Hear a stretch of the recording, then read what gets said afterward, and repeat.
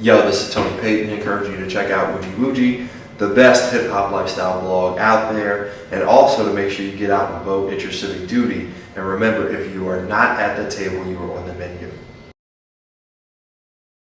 At this moment, in this election, America, we cannot turn back. Change the world. It's the moment of truth, election night. Change the world. Here we are, it's the moment of truth, election night. Change the world. Yeah, it's the moment of truth, election night. Change the world. So the midterm elections are, it's a term typically used by most folks to describe what some people call off-term elections or non-presidential elections. Just so folks know, there are elections every year. There are 2 elections every year. You know, year in, year out, there are 2 elections. There's a primary election, there's a general election. The off year, you know, the odd number years are typically reserved for municipal elections, particularly here in Pennsylvania. And even number years are, you know, you have every congressional seat is up. Sometimes there's a U.S. Senate seat. The U.S. Senate term is 6 years, so they're every 6 years. So this year we don't have a U.S. Senate race, but 2016 we will. And we also have a governor's race here in Pennsylvania. We have a governor's race. We have the race for every seat in the Pennsylvania Pennsylvania House of Representatives is up because they only serve 2-year terms, and half of the Senate seats are up in the Pennsylvania Senate. There's a million reasons why you should care, but I'll go into a couple of them.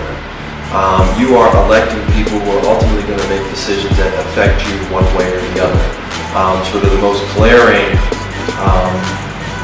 comparison I can draw is in 2010, you had a lot of young people that showed up. I think we had 7% youth participation in that election, which was dwarfed by an older, more sort of conservative electorate in other parts.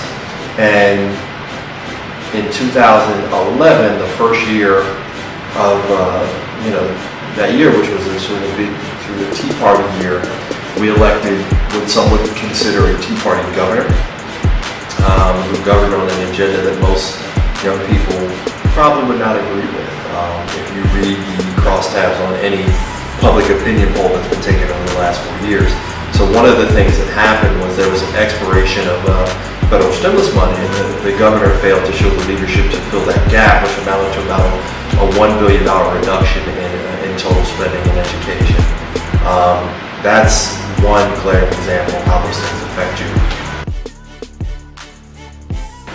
So I would say that every candidate running for office, it's sort of a required thing to have a website.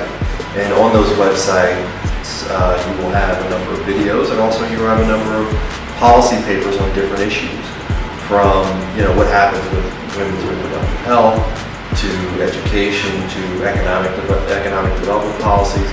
They're on. You can look up who the candidates are on the Department of State website.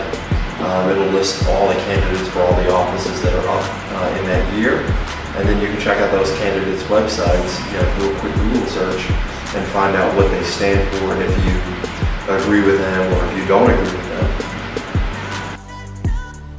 I mean, Ferguson is a huge example. I mean, if you look at the population of Ferguson and the political representation and how power is exercised in a place like Missouri, you have a district attorney who doesn't look like most of the people that he represents, a mayor that doesn't look like most of the people who represent you, a city council that doesn't look like most of the people they represent.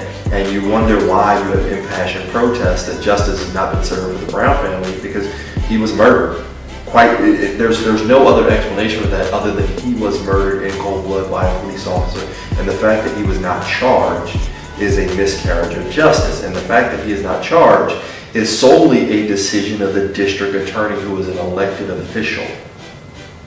And that's because he would rather cater to the interests of police than he would to his own constituents. And those are the kind of things that need to change, and they need to change now. So if we voted, if you had a candidate, who you found you agreed with some of his views on, reform and criminal justice and so on and so forth, and actually going after people that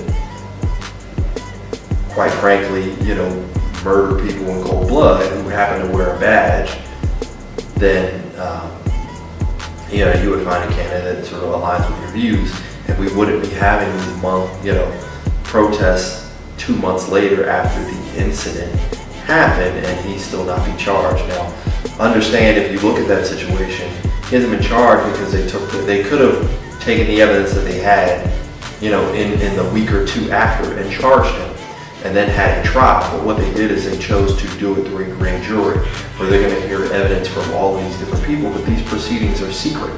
So the transcripts are not subject to, and some of these people are not subject to cross-examination from the other side. So that was a political call there.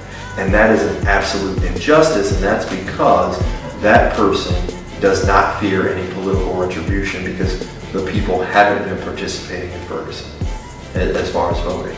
And he knows, okay, I'm still going to run for re-election next time and still keep my job. And there's not really going to be much, or he thinks that there will not be much recourse. So that's why he's not sensitive to any of the demands for justice from the family or any of the protesters. Those are purely political decisions.